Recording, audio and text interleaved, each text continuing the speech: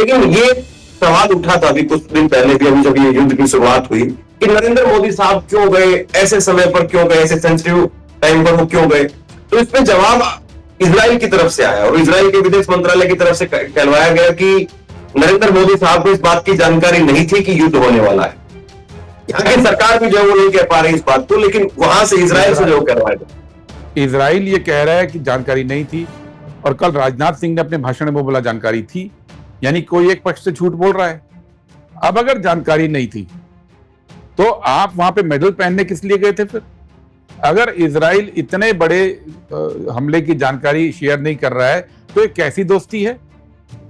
ये तो इसका मतलब सीधा सीधा है कि नेतन्याहू ने बेवफाई की है मोदी जी के साथ दोस्ती में।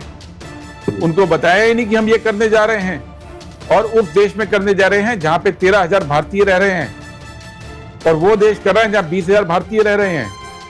और नरेंद्र मोदी आज ये मुड़कर वापस कहने की हिम्मत क्यों नहीं कर रहे हैं इजराइल को कि अगर आपने मुझे बताए बगैर हमला किया जहां 33 से 35,000 भारतीय रह रहे हैं, उनकी जान की फिक्र कौन करेगा? वो नरेंद्र मोदी नेतन्याहू को ये नहीं कह सकते हैं कि आपका देश इजराइल एक इजरायली की मौत पर पूरे विश्व को सिर पर उठा लेता है और हमारे 33,000 लोगों की जान को आपने खतरे में डाल दिया है। ये कहने की हिम्मत आज क्यों नहीं हो रही है भारत सरकार की? तो ये पूरा झूठ का प्रपंच है। समस्या ये है, गर्दन कहीं फंसी हुई है, इसीलिए समझते बूझते हुए भी आप कुछ बोल नहीं पा रहे हैं। नरेंद्र मोदी कुछ बोल नहीं पा रहे हैं।